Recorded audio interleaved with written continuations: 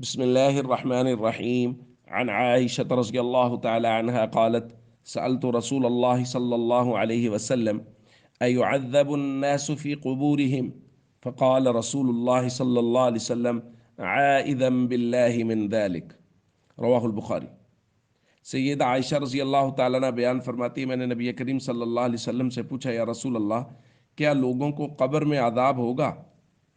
آپ صلی اللہ علیہ وسلم نے فرمایا: میں اللہ کی پناہ میں آتا ہوں قبر کے عذاب سے۔ دوستو، یہ ایک پوری روایت ہے۔ سیدہ عائشہ رضی اللہ تعالیٰ عنہ کے پاس ایک یہودیہ آئی، ان یہودیۃ جاءت تسألھا، اور کسی متعلق بات کرتی تھی، کچھ پوچھنا چاہتی تھی۔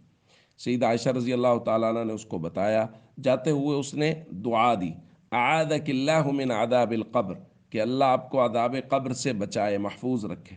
سید عائشہ رضی اللہ تعالیٰ عنہ فرماتی ہیں کہ میں نے نبی کریم صلی اللہ علیہ وسلم سے پوچھا، یا رسول اللہ صلی اللہ علیہ وسلم، کیا عذاب قبر ہوتا ہے؟ یعنی لوگوں کو قبر میں بھی عذاب ہوگا؟ تو نبی کریم صلی اللہ علیہ وسلم نے اس سے پناہ مانگ کے فرمایا، جی ہاں، بالکل قبر میں عذاب ہوگا۔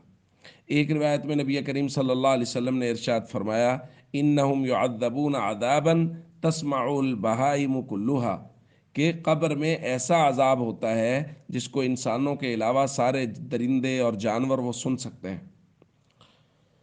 دوستو، عذاب قبر، حضرت ابو ہریرہ رضی اللہ تعالیٰ عنہ بیان فرماتے ہیں، کان رسول اللہ صلی اللہ علیہ وسلم یدعو ویقول، نبی کریم صلی اللہ علیہ وسلم جب بھی دعا کرتے تھے فرماتے تھے، اللہم انی اعوذ بک من عذاب القبر، اے اللہ، میں عذاب قبر سے پناہ مانگتا ہوں۔ تو دوستو، یہ آخرت کی منازل میں سے پہلی منزل ہے قبر۔ تو قبر کی تیاری، حشر کی تیاری، اور نبی کریم صلی اللہ علیہ وسلم پناہ مانگ رہے ہیں، ہر دعا نماز کے بعد پناہ مانگ رہے ہیں۔ سید عائشہ رضی اللہ تعالیٰ عنہ بیان فرما رہی ہیں کہ نبی کریم صلی اللہ علیہ وسلم بار بار پناہ مانگا کرتے تھے۔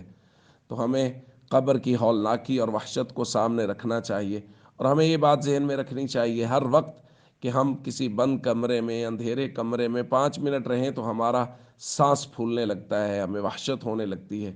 تو قیامت تک اپنے اعمال کی بنیاد پہ ہم نے اپنی قبر کو روشن کرنا ہے، اگر کر سکتے ہیں تو اس لیے اپنے اعمال کو درست کریں اور ہمیشہ اپنی قبر کو سامنے رکھیں۔ السلام علیکم ورحمۃ اللہ وبرکاتہ۔